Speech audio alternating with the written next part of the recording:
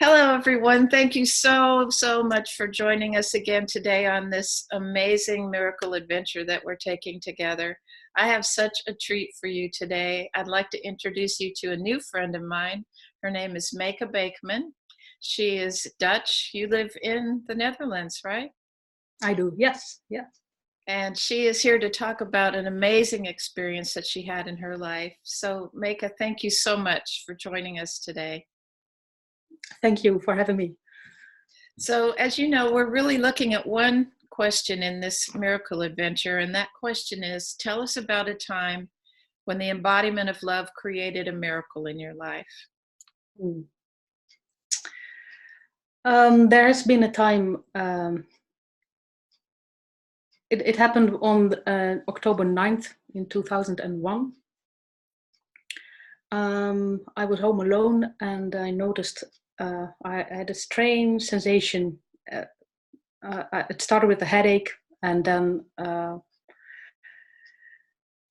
other things started to change. I tried to find, for example, the door just to go to bed because I felt strange, just strange, and the door was just gone. It it wasn't there anymore. So I really felt like something's happening, and something is very wrong. And after a while, other things started to change. Like the stairs wasn't normal anymore. I came up in my bedroom, and everything seemed so different. So I started to feel no worse, getting nauseous. The headache was getting worse. I started to hear strange things, so I knew I'm in trouble. It felt like kind of a nightmare, only knowing that it's real. Well, to make the story short, I ended up in the hospital a few hours later. By that time, it was even worse. My husband was with me by this time. And in the hospital, they started to examine me, like what's going on here, what's wrong. So they did a scan, and they wanted to do a punction in your back, just to see if there was a pressure on my brain, because they were suspecting that I was having a severe stroke, which turned out to be the case.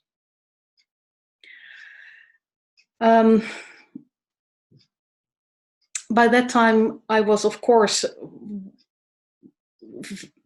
near panic. I felt so tense, and I felt the relief of being in the hospital. So I mean, at the right place, I felt the relief of the company of my husband, and still the idea of that punction in my back was just a bit too much. So my husband and I started to pray. We're not raised religiously, but we have our own sense of connection to God. And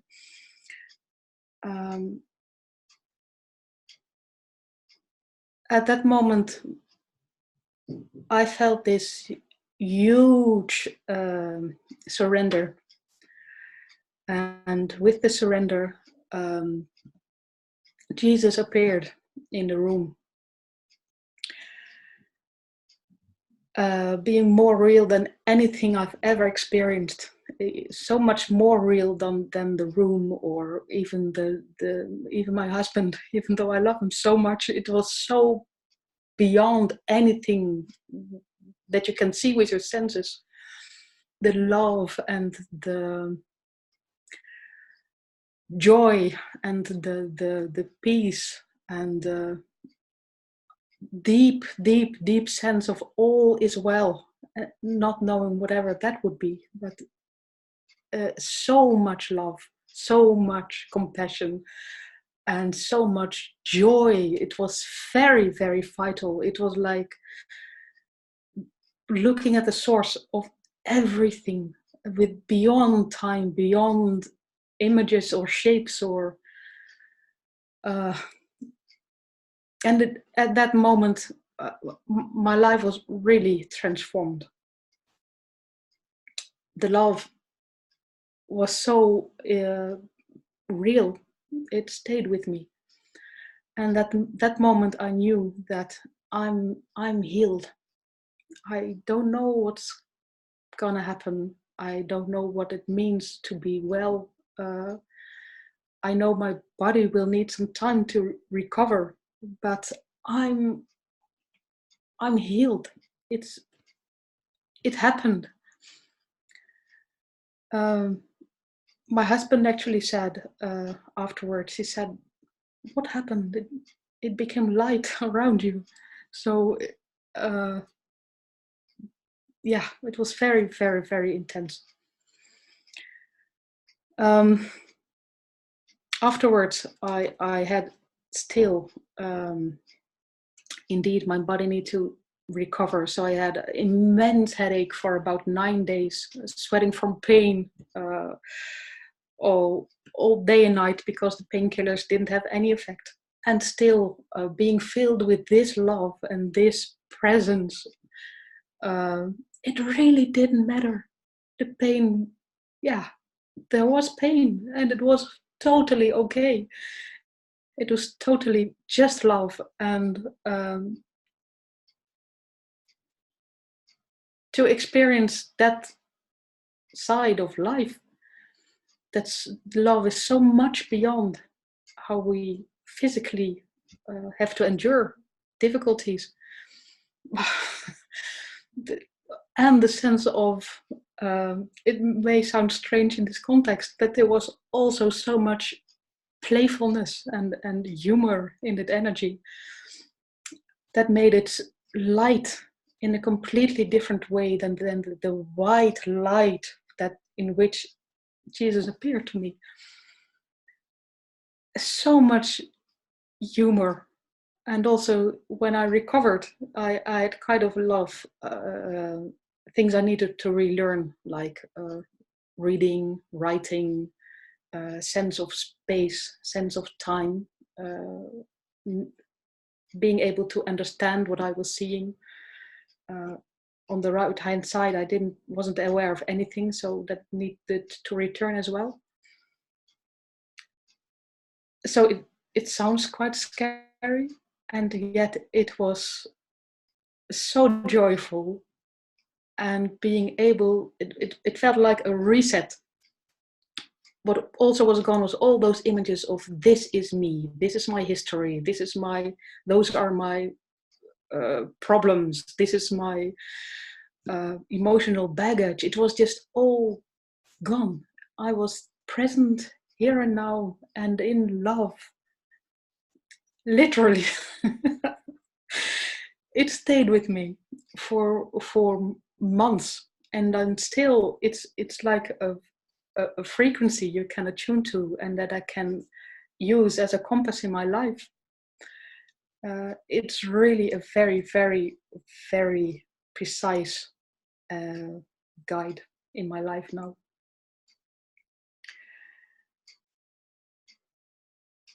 And it's so, it made me understand, because it's been, quite a long time. I'm 42 now. I was 24 then. That this tenderness is really the most powerful thing, the most powerful thing that exists. This love that is so tender. I really feel blessed to have been able to experience this. It's staggering what you're saying. So the doctors said that you had a massive stroke. I did, yeah. And that meant that there was damage for your brain. Yeah. And yet your experience was of a loving presence, that somehow you lived in that space and taught your body what it needed to know to recover. Is that what you're saying? For example, I could feel in my body because if you're not involved with all our labels and definitions and conclusion from doctors about the sincerity or the severity of the situation. All I was here. I was present. I was in the here and now. So I could feel the energy flow in my body. So I could feel, oh, when I'm afraid, it gets blocked. When somebody comes in who fears the worst or is very shocked, I could sense the love underneath it. From their source of worry was that they really loved me, and that to me was so healing as well. So the energy flow was so clear. The words that bring that vitality. That I've collected all kinds of quotes that I felt this energy is really supporting the healing process. So also there it's very, very concrete, the way the energy helped me to heal. Everything contributed to the healing. I didn't lose the energy for, well, worry or about the future or what if or being afraid or being focused on the pain and the, so it really helped. And I'm so glad that my husband could surrender as well. So also he could bring up the surrender and the courage and the love to see me healed, even though the doctor said, you're way too positive, that's impossible. Really? So many people try to talk sense into him, that he shouldn't be so positive and should prepare for that I wouldn't recover completely, that I wouldn't be able to read or write again. Also, he could bring up the faith, and that's been so supportive as well. Yeah. How long did it take until you were feeling more or less rehabilitated? Some things returned quite quickly, but in total, I think it was 9 months. Oh my gosh. Yeah. So 9 months. you required a lot of therapy, physical therapy? Did you have to learn how to walk again and all of that? It wasn't so much physical. I didn't need to learn to walk again, but that was because I wasn't aware of my right-hand side. So I walked in a very straight line. If there's nothing there, then you don't use that space. So in that way, I did need to learn it. But things I struggled with more was, well, sense of time, the social rules that we have about how does a traffic light work? Because to me, putting your faith in this color of a lamp was like, no way I'm gonna trust that. So, I needed to relearn a lot of things. And also because if somebody asked me, for example, how are you? Well, in society, that's quite a normal question. And inside of my brain, without all those limitations and agreements and labels, it was like, okay, how are you is about me, but is it me as a person or me as a being of life? Is it this millisecond, or is it this billions of years that there's life that I evolved from? So I became very sensitive for, okay, they say it with this intonation, there's this much space to respond. You can hear that in the tone of a voice. There's this much interest in my really telling something, or is it just a polite question?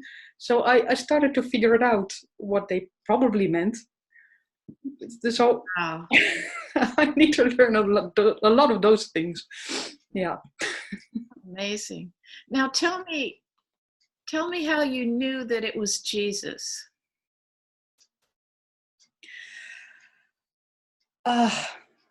I just knew it with every cell of my being, and it surprised me so much because I'm not raised religiously.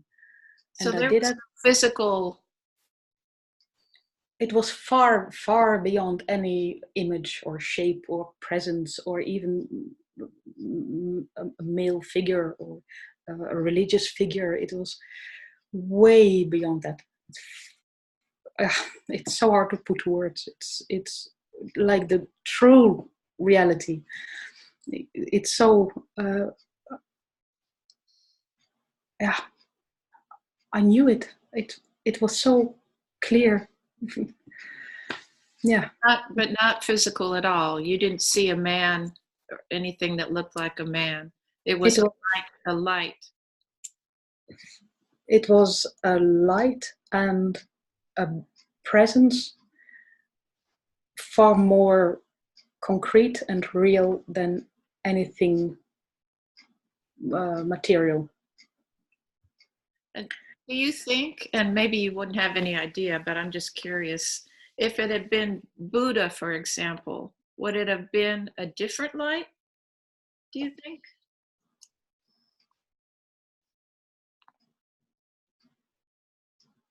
A slightly,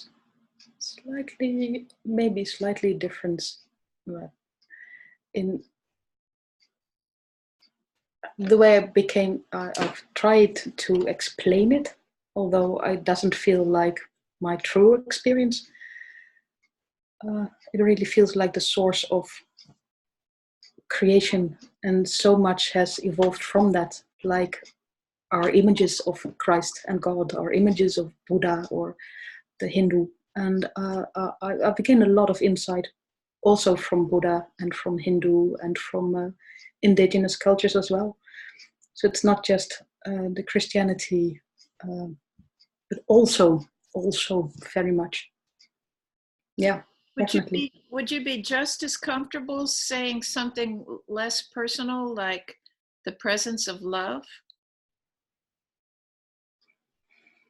It was definitely the presence of love. Yeah, definitely. Uh-huh. Yeah, yeah, yeah, yeah, and yeah. So, but this was not a near-death experience.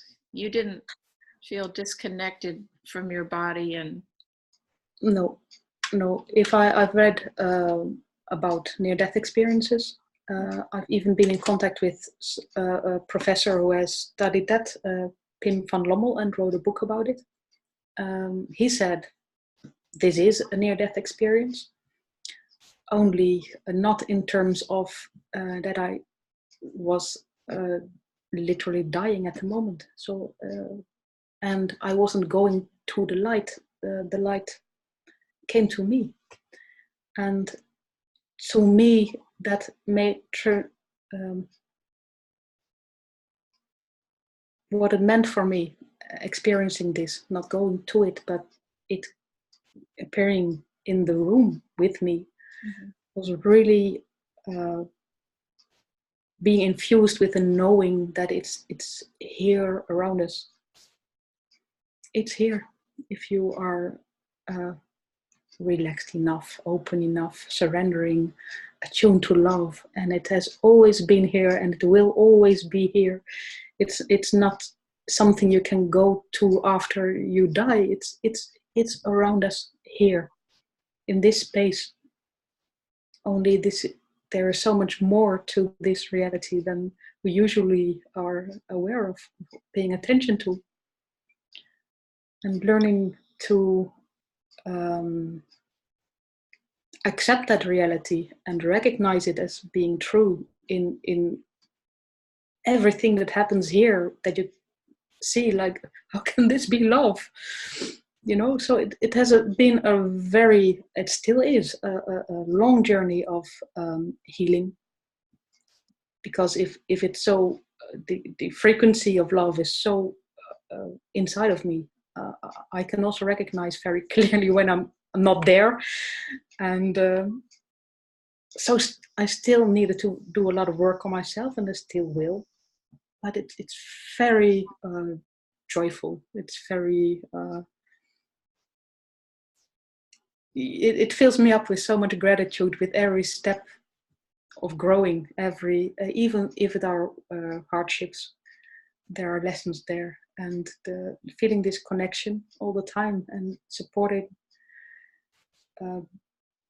Really being supported in love and that with every step I take, and even if I stumble, and even when I'm suffering, that they are so joyous and encouraging.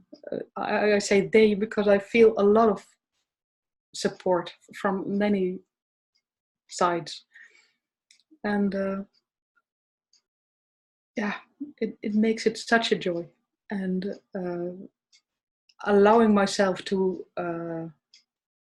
experience the joy of it as well. Uh, really enjoying it, being alive. So if somebody's watching us right now and they're not feeling the joy, they're feeling lost or alone or depressed or disconnected, is there anything about what you've shared today that you think they could take into their heart that would open that doorway more for them to feel that connection?